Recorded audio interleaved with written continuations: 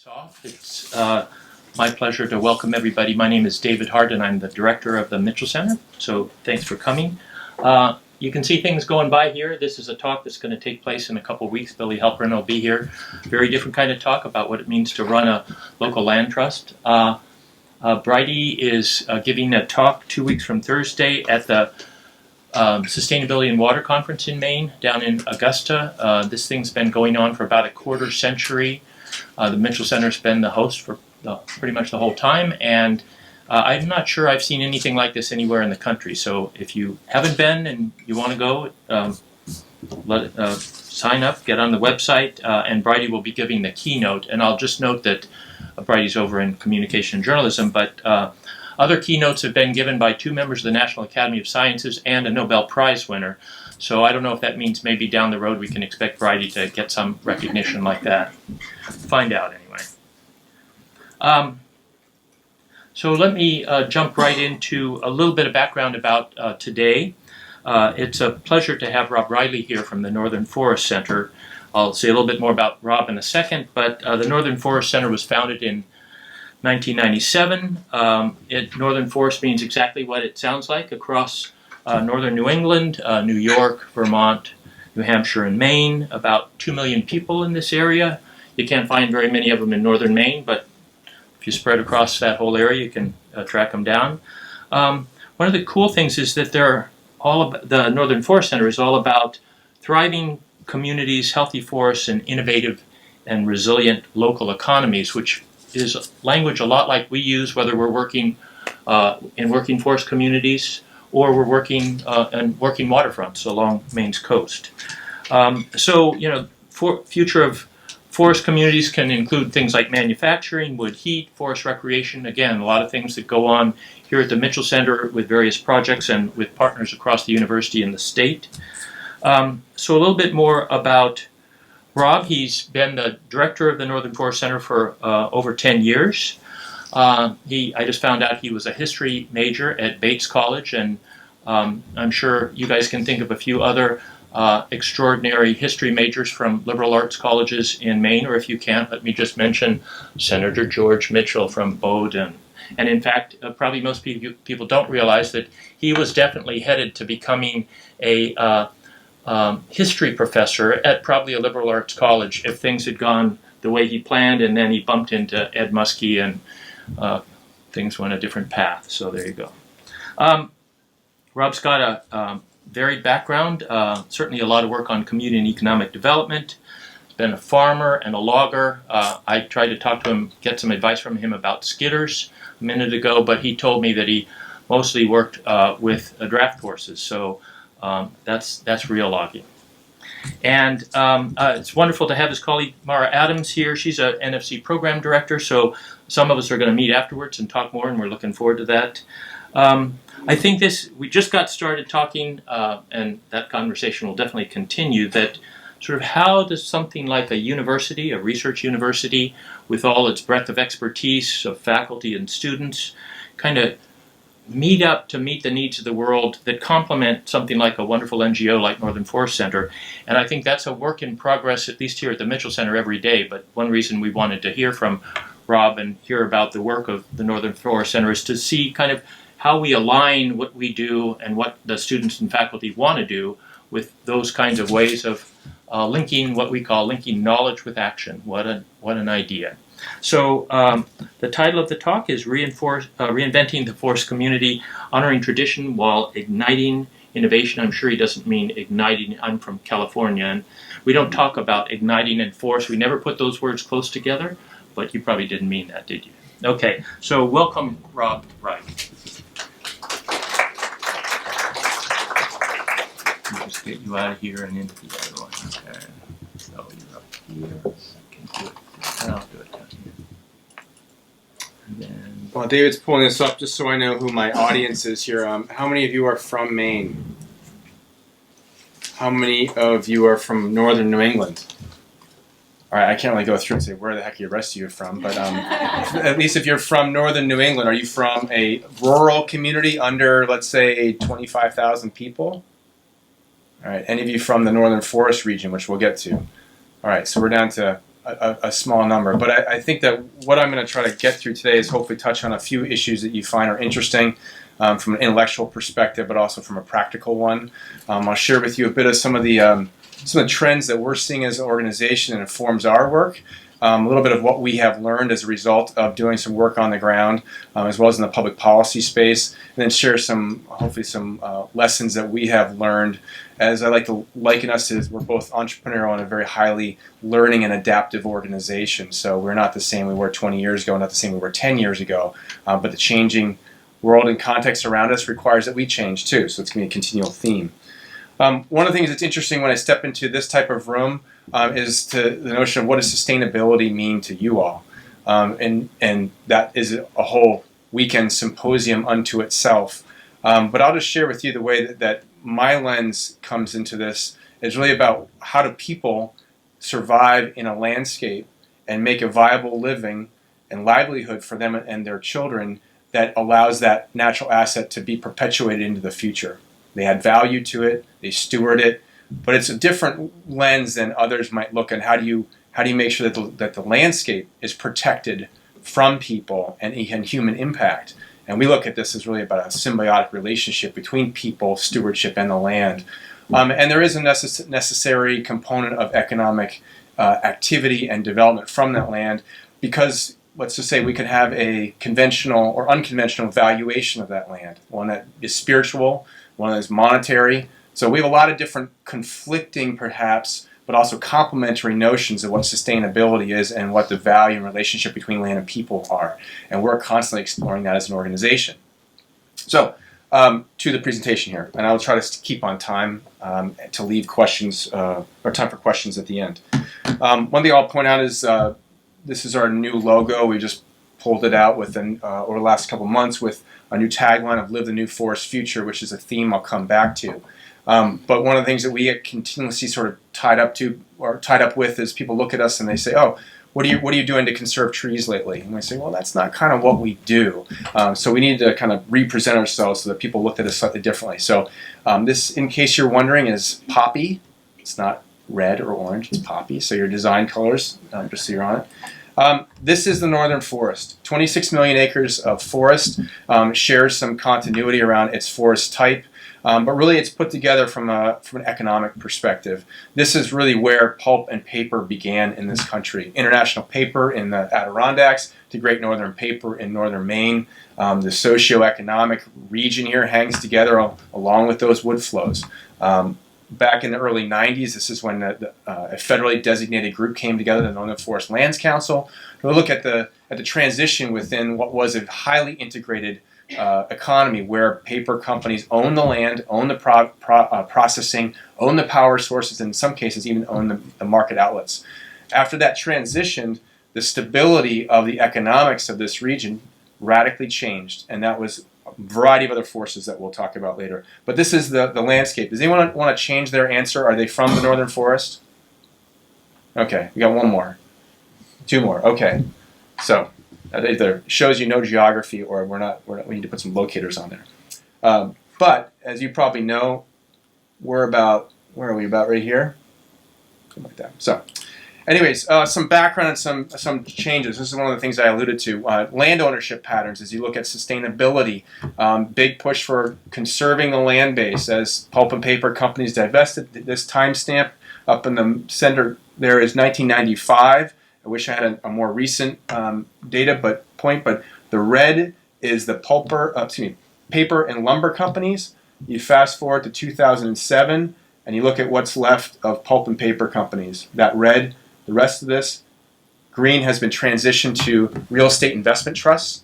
If you know what the REIT is, it basically is a land company that really is looking at investor returns. So this is about owning just the land, not actually looking at the processing. And there's a whole collection of family of REITs. I'm not saying it's a bad way to look at land management. It's a different way to look at it than it had been before. And this is part of that changing economy that set up kind of that trend that we're on today.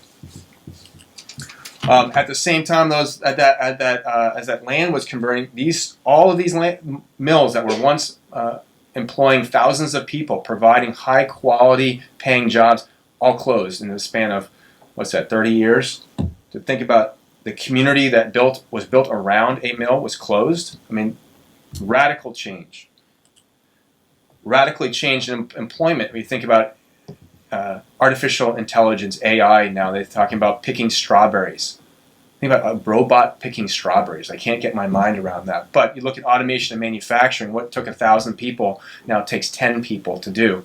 Still significant production, but it changes the patterns in which we employ people. And finally, you look at, so you have this changing economy. Well, what happens when people don't have employment? That the mill employed 1,000 people, now employs 10 or doesn't employ anyone at all. People move.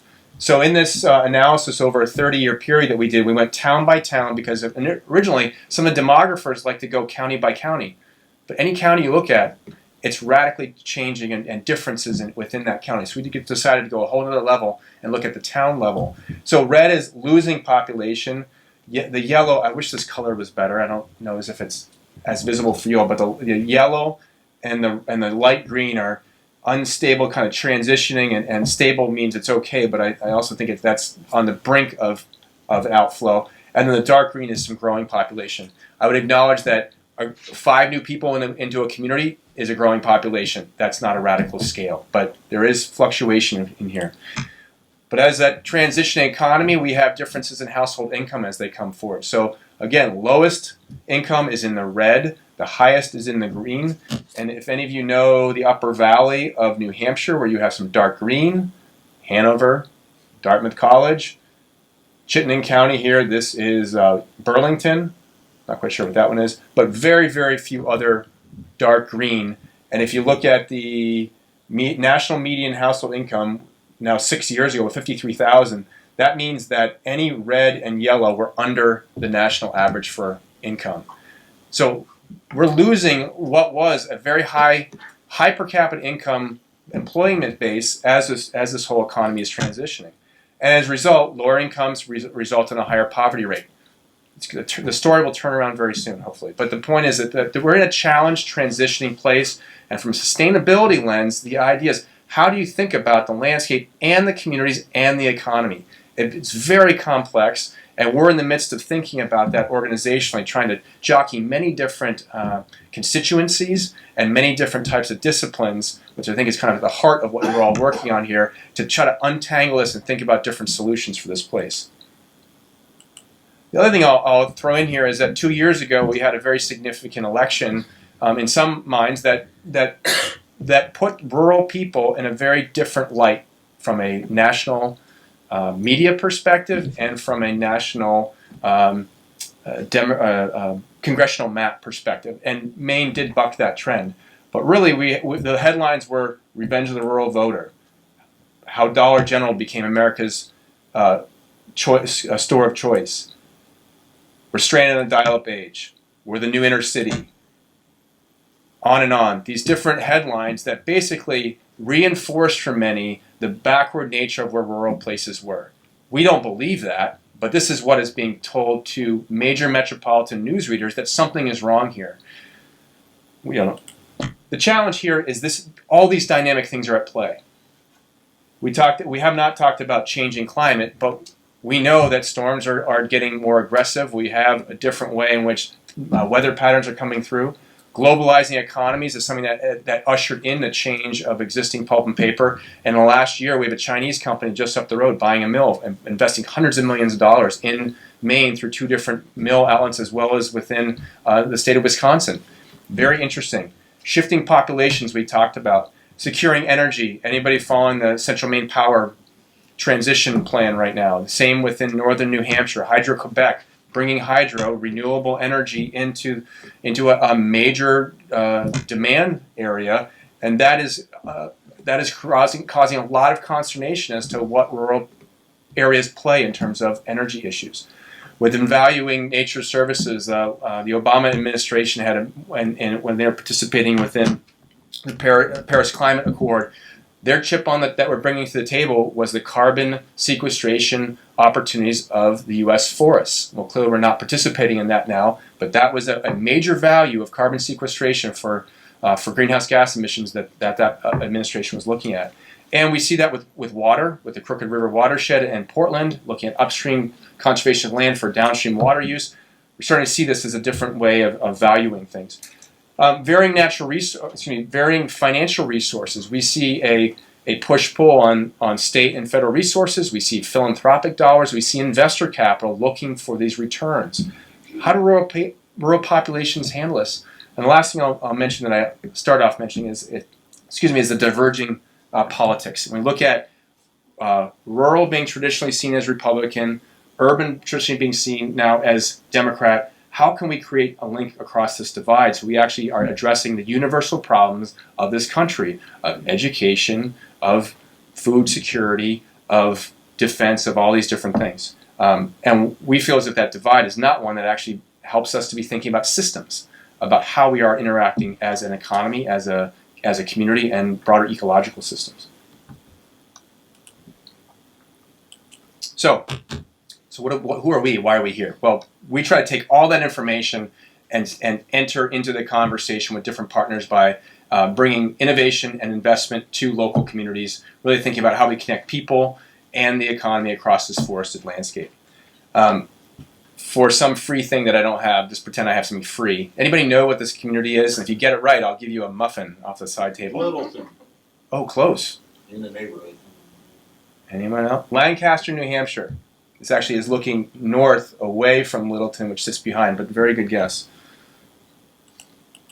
So our accomplishments, what credibility do we have to stand in front of you and talk about these different things? On a very, very high level, a lot of words here, but we've worked with a lot of different projects that have helped enhance the position of 5,300 jobs. That's in manufacturing, that's in tourism development, that's in wood heat.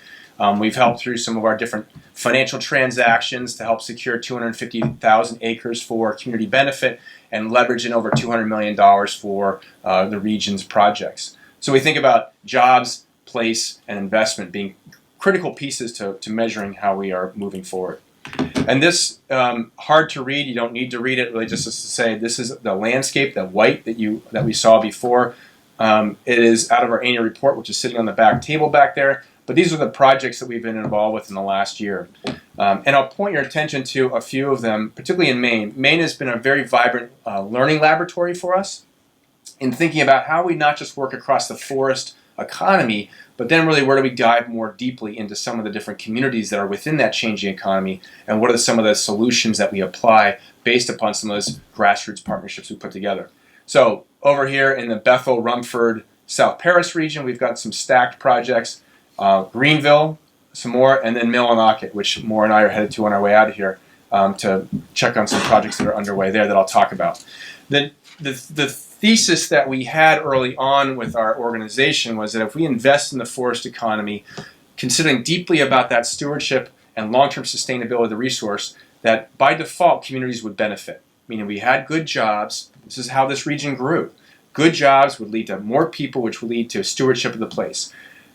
I would admit to you that we weren't totally right. We were partially right in saying that jobs are a key component to attracting people and deriving value from a natural resource. But what we did not anticipate was, when we go back to some of those demographic slides, is a continual loss of young people from communities. Whether it be real or perceived opportunity, people left. And part of the measure of success from those small communities was that those people left. They were encouraged to leave. Success is leaving. Kind of failure is coming back. We're starting to see a shift now, luckily, that people who stay are celebrated for staying and being part of the resurgence of their communities. But I would say that one of our flaws was that we did not get into thinking about what I'm going to talk about now earlier than we did, because we assumed that quality jobs would lead to some of the indicators and outputs of a stronger community that we're now starting to see. Just doing a time check here. Okay. So back to this slogan, live the new forest future. What we found is that we don't have, in many cases, we don't have a lack of jobs issue. We have a lack of a workforce issue. And this has become closer, this has become more and more what people are talking about, policymakers, governors, others that are saying that we really, in northern New England, led by Maine, Vermont is second, I believe New Hampshire is third, we're the oldest states in the country. For those of you in the front row, so the wisest, I'm sure, but it is very challenging when thinking about starting a business, even succession planning within a business, when you don't have the same scale of young talent in place. And I know that a lot of states are working on doing that and recruiting and retaining younger people, but I don't think you can do it on the state level personally. We've dived down and said this needs to be done differently, and really calling out to the sustainability core. What are the quality of life principles in places that people want to live, and how do they bring a job, or how do they bring creativity to a place, the entrepreneurial spirit to start something up and be part of something new. So this is the opportunity, Millinocket, Maine. So I love these old postcards because they have sort of an interesting view of what was in maybe 1890, the view that they wanted to present to the world. So this, I believe, is Quakish Lake, which is the feeder pond for the mill, which is to the right, or the former mill site, downtown, with obviously Mount Katahdin in the background. I actually think Mount Katahdin is actually over here, and this, I don't even know what this building is, or that doesn't exist, and these are much lower. But anyways, the point is, early propaganda was presenting this community as on the frontier of wilderness with civilization and really kind of a placid kind of existence. And for many, many years, that's what it is. But let me just back up and say, in the 70s and 80s, Millinocket, Maine had one of the highest per capita incomes in the state of Maine. You're shocked, nodding your head. You've heard that soundbite. I mean, it is incredibly challenging to think about, and for any of you from Millinocket or from Milltown, to think about what that means to go from the top 10% to the bottom 10%. I can't imagine. And we're working and engaging people who are living that, and it's devastating. And so I do think that there's a pride factor that also we need to be thinking about as we think about engaging with different communities. But this is part of that challenging trend. In 20 years, you lose 35% of your population. 20 years. You're 18% older than the rest of the state. You're 25% lower in your income. The one bright side is you can buy a really inexpensive house in Millinocket, Maine.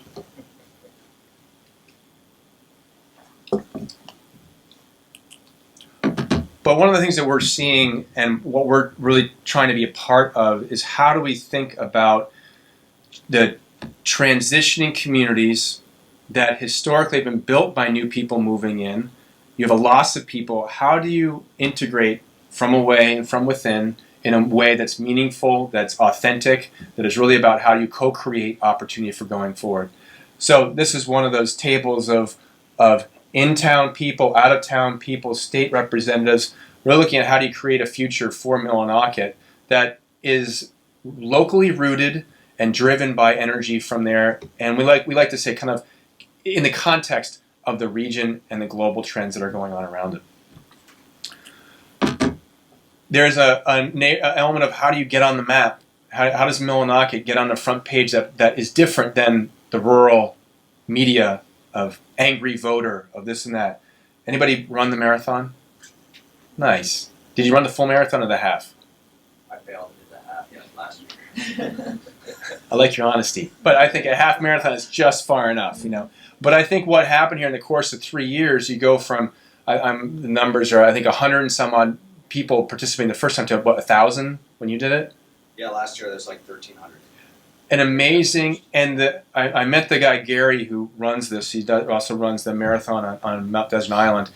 There's no race fee, but they ask that you spend your equivalent of a race fee in town. Talking about an economic stimulus when you have 1,300 people coming to spend, $20, something like that, in town. It's incredible. And the fact that they're on the map in a very different way, again, goes to that pride factor of people wanting to be there. And this, by the way, is a qualifier for Boston, and they do it in the second week of December. Not like the most ideal running conditions or weather, right?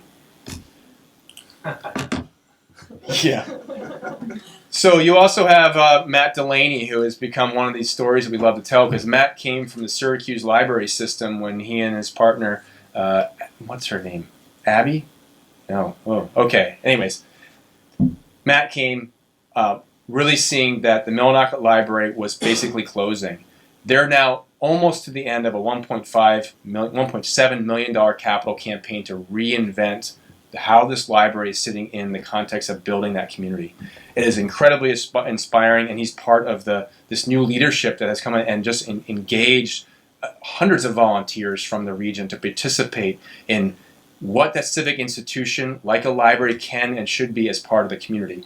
The outgrowth of this is that they also have what they call a gear library on Penobscot Ave. And some of you might have seen this in the newspaper. You can go in with your library card and check out a bike, and I think they also have cross-country skis. I think so.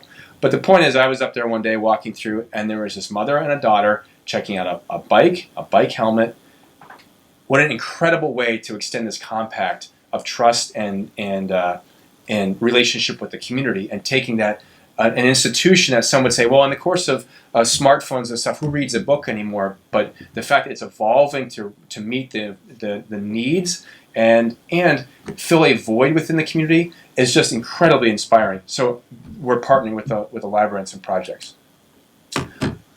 You also look at the recreation assets of that region. Anybody been up onto the National Monument? Hiked Baxter? Okay, yeah. So there are some incredible assets that are developing that region. One of the conversations that we're having tomorrow is around how does this region build out its mountain bike trail infrastructure so that you can look at both visitors from away, but also engaging those same kids that are coming in and checking out their mountain bikes at the Gear Library. This was a trail building class that they did in the community, and you can see there's Matt Delaney again from the library, out there not only volunteering but being part of what's going on in the future there. The amazing thing that I hear from people who come to visit Millinocket is that they come and they see the mountain and they want to stay. There's something spiritual, it seems like, that calls out to them when they see the mountain. And I've heard more than a dozen people saying, well, I came, I hiked it, and I think, how I can stay here, why not? And people are really looking at that 2.5 million acres literally out the back door and saying, this is where I want to be. So building on that, we said, well, what's stopping people from coming here? Well, broadband is an obvious piece. Quality housing was one that came very, very soon after that, when looking at people who were doctors who were being interviewed by the hospital in town, teachers who were coming to the school. This is an initiative of ours that actually we stepped in. If you look at, this is an aerial view of downtown. You come in off the interstate this way. This is Penobscot Ave there, Main Street. And you look at, this is the library, this is the elementary school, this is the former Great Northern Paper Mill site, this is the hospital. What a perfect way to be thinking about how do you create a walkable community by investing in that core. So we've raised $1 million of impact investment capital from investors who want to see the right thing in the community. So we've purchased these 6 properties. We've completely renovated 1 and 3 and 6. This one here, 100 Katahdin, we bought from the town for $5,000. We're in the process right now of putting probably $200,000 into it to make 3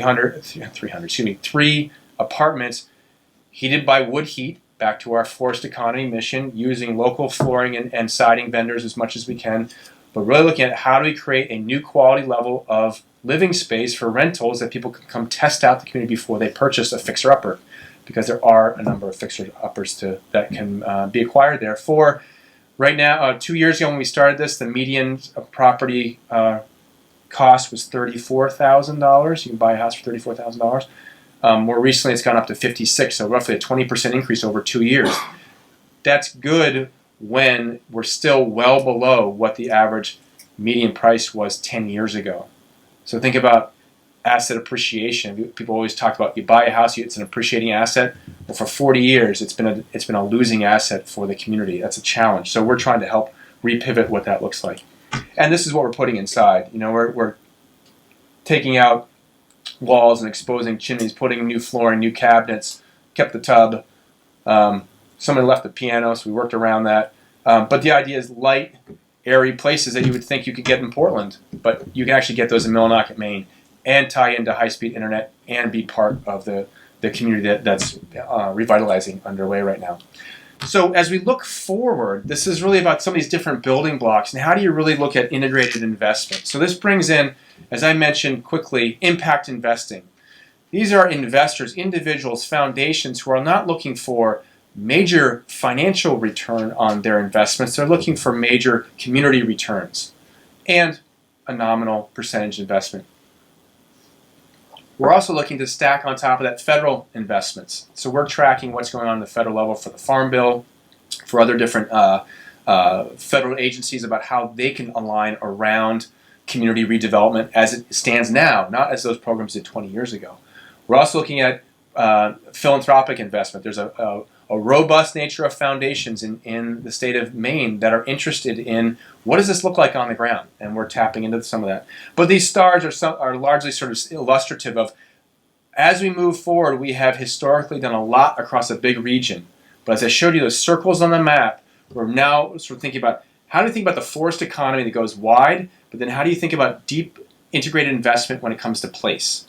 And think about rooted in sustainability. That's going to be the calling card of this region for populations who want to live where they can play. They don't want to play in a Superfund site, at least last I checked, or a brownfield. It's really about what the access from the towns can be into this incredible landscape around us.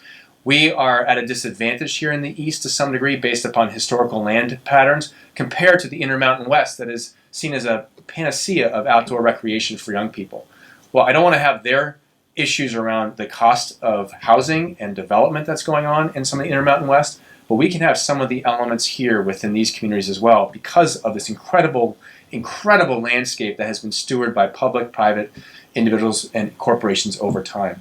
So as we go forward, it's less about, and this goes to the heart of sustainability, this is less about how do you develop over here and on this road, but how do you develop in the core of the community so you build that walkable, integrated nature of how a community can function and can attract the type of people that want to be there and retain the people that want to be there. And that's a key element of people needing and wanting to stay where they grew up. So when we think about applying our sort of lessons to this type of approach, we really look at how we as a regional organization, Moore and I drove up from Concord, New Hampshire today. We have an office in South Portland. We have a part-time person in Millinocket. But as a regional organization, we're inherently always from away. Has its benefits. We don't get embroiled in so-and-so chop down my favorite tree or put up a sign that's terrible or whatever. You don't get embroiled. At the same time, we have to build trust and relationships from away so that we can actually step in and be partners with people on the ground. So I'd say that our desire to engage locally, to be informed by local people, to bring in an outside perspective has been received very well. But we start with inquiry. We have to start with asking questions as opposed to we've got the answers. If we start that way, we should just leave and not even bother. So I'd say that part of our value add is we're asking questions that other people aren't asking.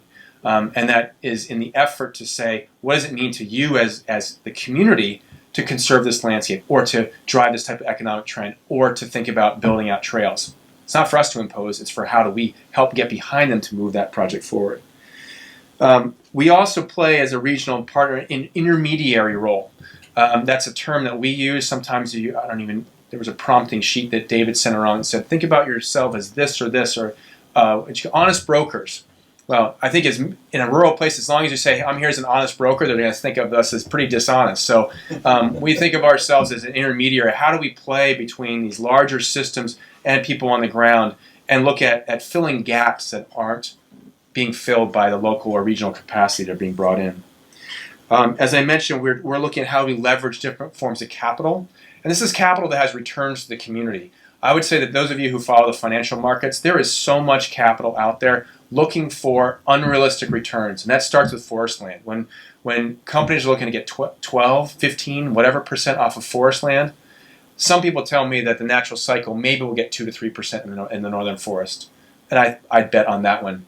So I think that those other ones, the higher rate of returns are unrealistic, unsustainable for this type of growth and sustainability. So how do we bring capital in that is actually giving returns and dividends to the community? Talk about collaborative efforts, of long-term thinking and near-term results. So one of the things that I think you all can appreciate from an academic lens is that academia goes by sometimes semesters, sometimes dissertations, sometimes whatever. We need to be thinking long-term. Absolutely. I liken this to kindergarten soccer. You see the ball and you see where all the kids are. Well, we need to play the field. We need to be thinking smart about this. So when we think about how we leverage in different partners, we have to be long-term, but I would say that there are communities like Millinocket that have been studied and studied and studied to death. There's an element of just do it.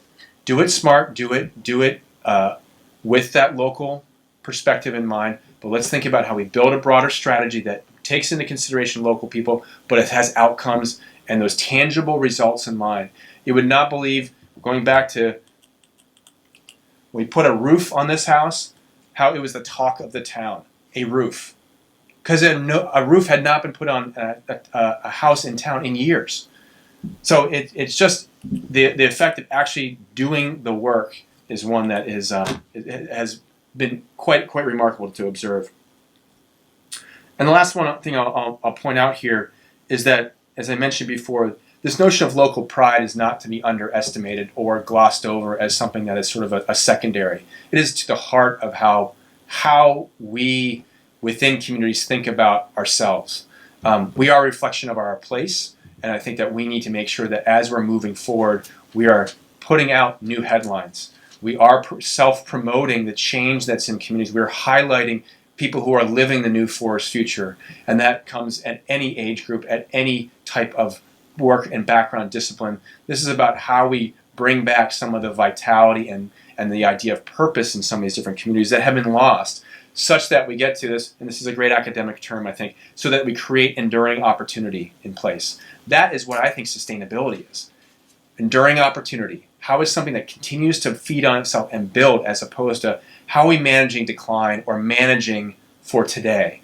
That's going to be a declining opportunity when the world is constantly changing around us. So last thoughts as to when we get into thinking about this pride, purpose, and vitality. We think about this economic transition that has been affecting the northern forest for 30 years is one that we're still in the midst of. And how do we, when it's excluded so many people, how do we think about incorporating people back into this? We think about this as an equity issue around income, around class. We need to make sure that we are promoting new opportunities that really include different people within the communities as well as from the outside. So last quick thoughts here, and then we'll transition to any questions you all have or comments. We look at the balance between need and opportunity. So those are two very different things as we classified. So need, how do we help keep things floating? Opportunities, where does catalytic capital need to sort of take that growth and move it off the charts? Two different things, both necessary, but two different investment opportunities, if you will. The second one is that when we engage with our policy friends and our philanthropic friends, we talk about public investments come with lots of strings attached that don't always match up with the rural realities. For example, the housing initiative that I mentioned, because we're looking for it to house doctors, other people working within the service industry, that would not allow us to apply for public funding for that effort because there's income criteria placed and restrictions placed on the housing that ultimately would be developed. We need to look at a spectrum of housing and how people from different points across the socio-demographics in the communities can enter into that housing. So a piece that we see a little bit of a flip where we're really managing and helping a certain group of people on need, but again, what about that opportunity when we think about investments? A big challenge for us as we see is how do we build capacity in communities? And we can spend another day talking about capacity and what that means. Crudely, I think it's the ability to get shit done, but the challenge in getting it done, it means what are the tools that we have at our disposal? And I think that when we look at communities that their mill rate goes up, their tax base goes down, their talent leaves, how do we have the capacity to do all the projects that are going to help turn around a community? We talk about acknowledging that not all communities are created equal in terms of their assets for that opportunity factor. There's not, Millinocket is differently positioned being next to Baxter than other communities are who don't have a Baxter or a Mount Katahdin. So how do we think about the challenge of serving rural communities that have a different value proposition now than they did 100 years ago? And then the last thing, as we think about this broader issue of sustainability, stepping outside the northern forest region, we look across the country and across globally. We look at fires in California, droughts in the southeast, just lots of different changing issues on our seaboards where the majority of our population is. You've all heard about this issue of climate refugees. They're going to come. Where are they going to come?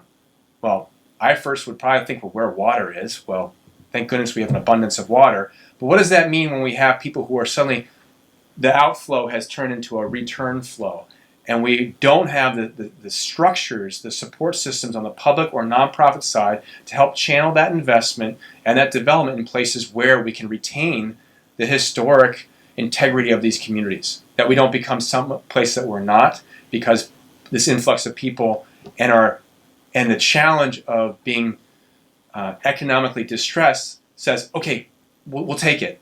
We need to be thoughtful about how we take it before it compromises what the long-term value proposition of these communities are. And I say that's a very, very tough question to answer, and I'm not weighing judgment when thinking about how individual communities are trying to supplement their tax base with new investment. It's a hard and it's a hard tension to address.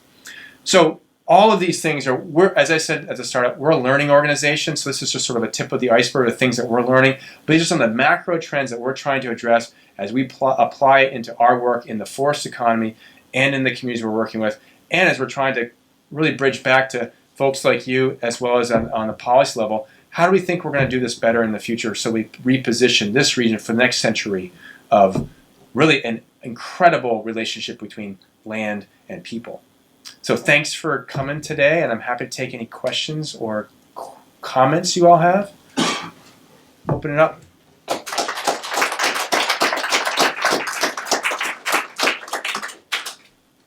Plenty of time. Yeah.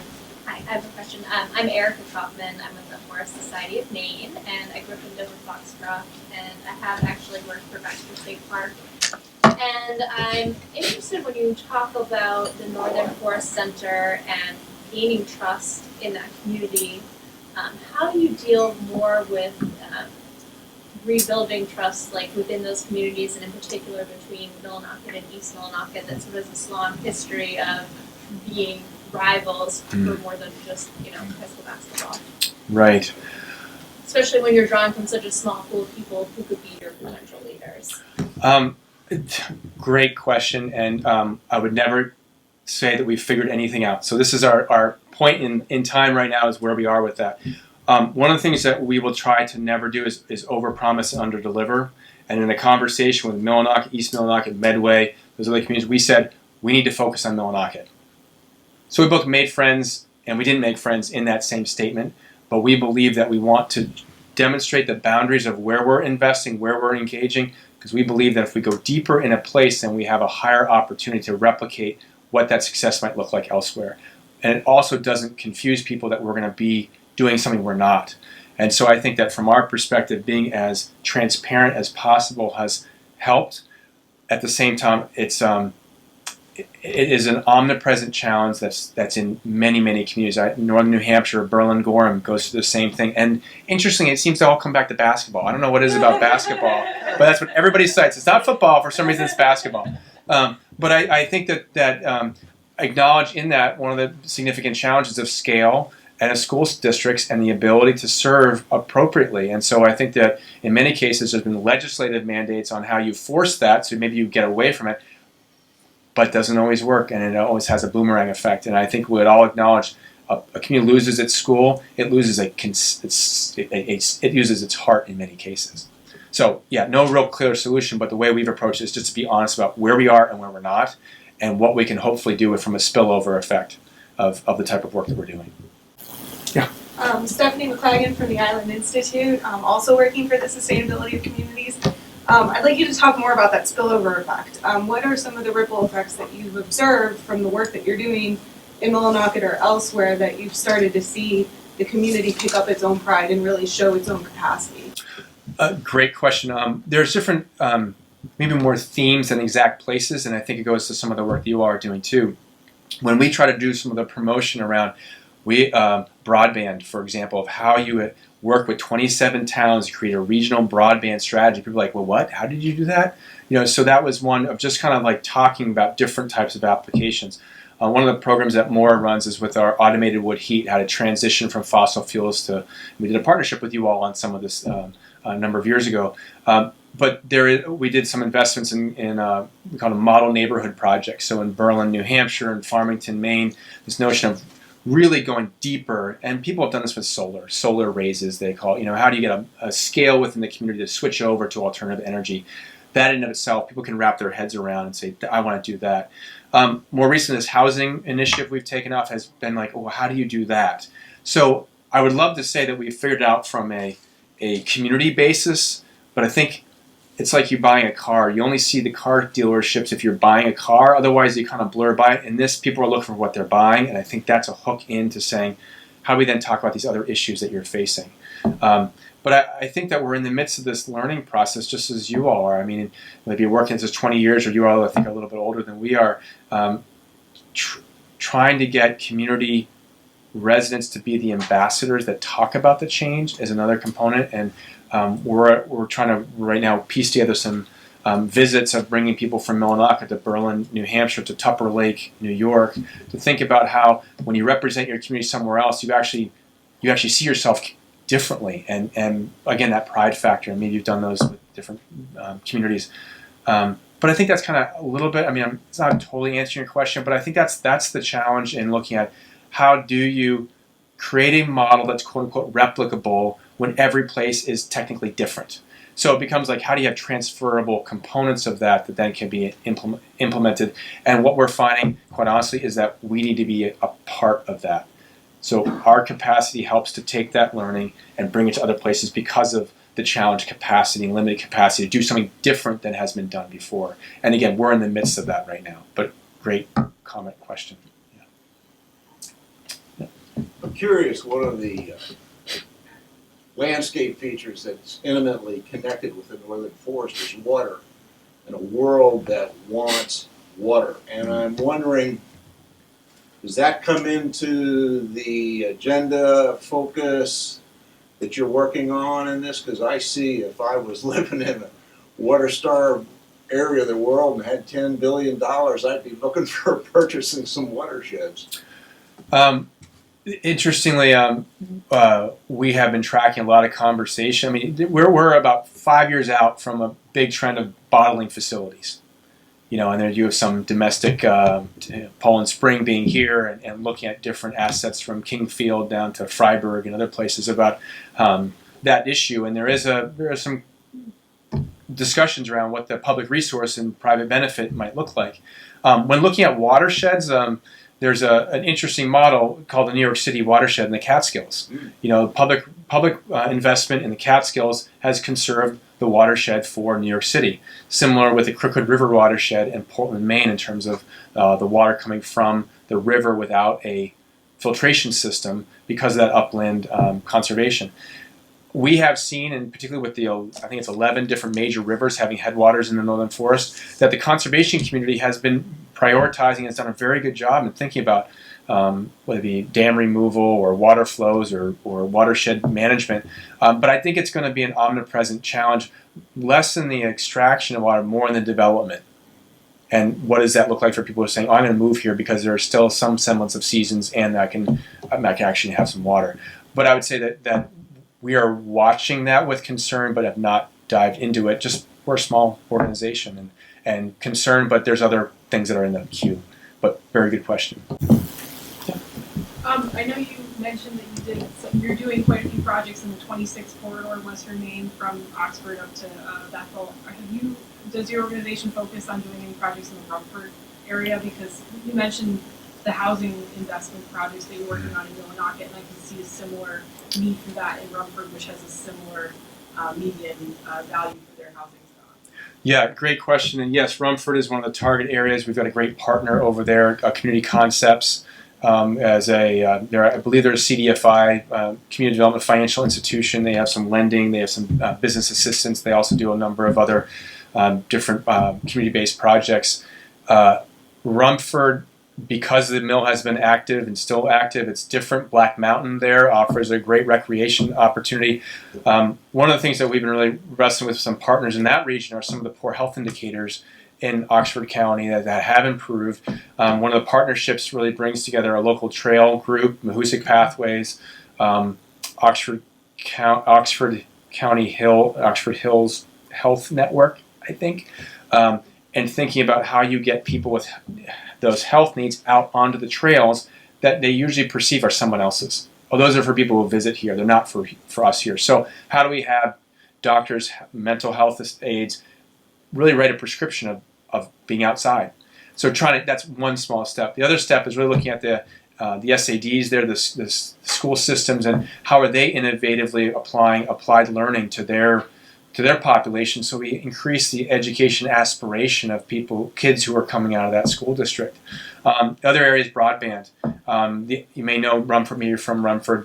The island is right in town, and they've been doing some downtown redevelopment. We've been thinking about how do you make sure broadband is put into that as we think about that being the hub of the revitalization of that community going forward. So we're learning there with the partnership that we're in with 12 other organizations funded by a foundation that we're the facilitator of. That's why it's a big circle. A little bit unwieldy because we are getting into education, healthcare, which are, if you don't have that, you don't have a community, right? But we're learning about that. And then where does conservation from the land base and recreation come in?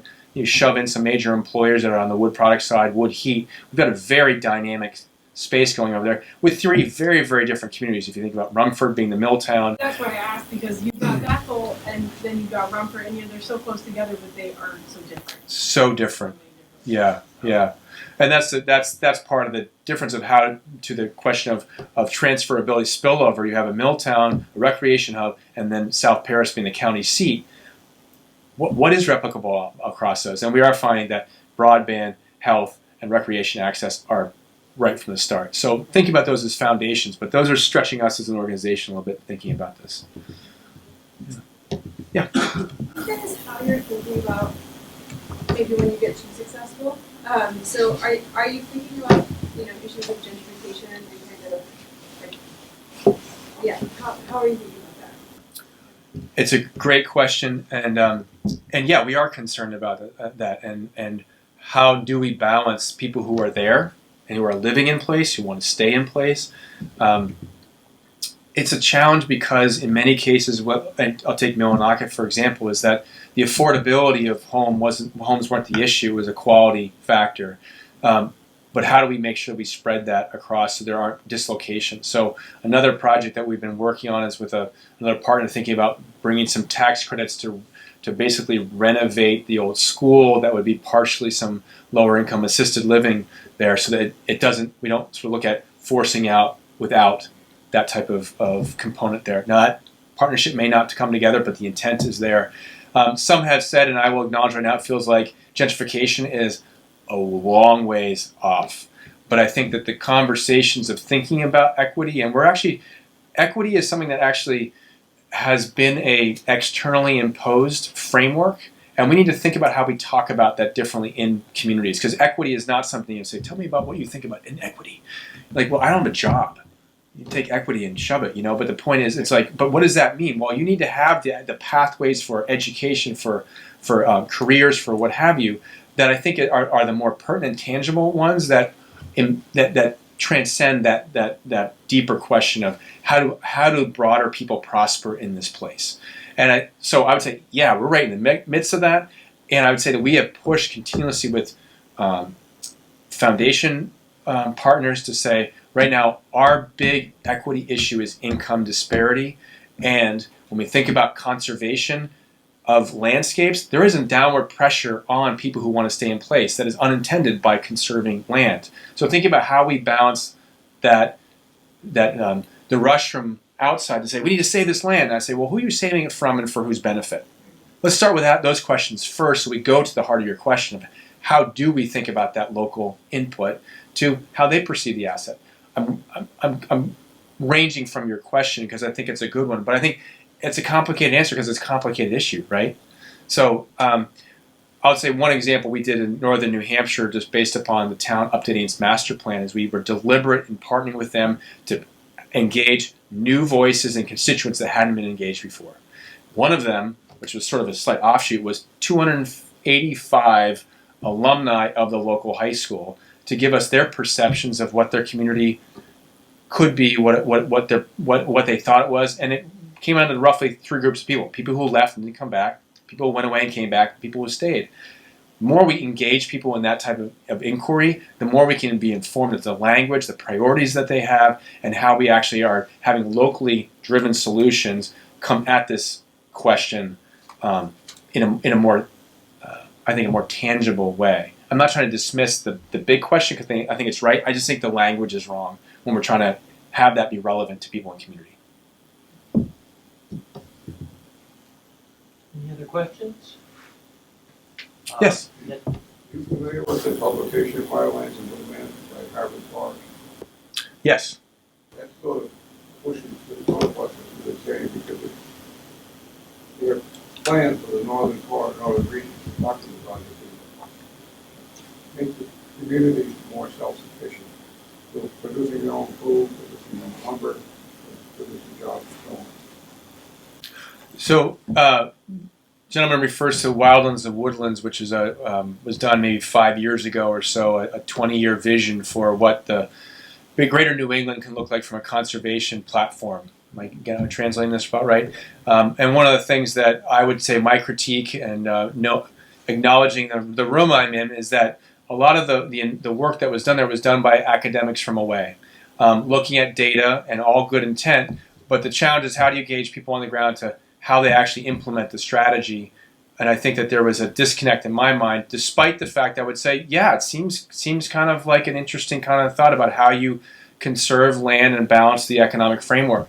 We might say, yes, conservation has a component to play in this, but if we help create diversified forest markets, there should be an element where the land in and of itself should move and have a value that's stewarded in a similar manner. We can't go around and say we're going to conserve the entire northern forest, nor do I think we should. I think that there's a mosaic that we have enjoyed for years around public-private lands, and I think that the Forest Society is a great model of working forest easements that does look at that conservation, some pullouts for potential development, and that utilization component, which I think goes back to how are we adding value to the raw resource such that we are benefiting from that land. And that's, I think, the challenge is that we have seen adding value move farther and farther away. Meaning you took a log, you put it in a shipping container, and you sent it to China. How do we add value here? There are global markets that are pushing downward pressure on it, and we could have a whole other day on like buying habits and consumer habits around wood and paper. If I'm a conservationist at heart, but I know that if I put my piece of paper in the recycling bin and not just keep it on email, that's okay. That is okay to use paper. It is a renewable resource, but anyways, that's a whole other subject.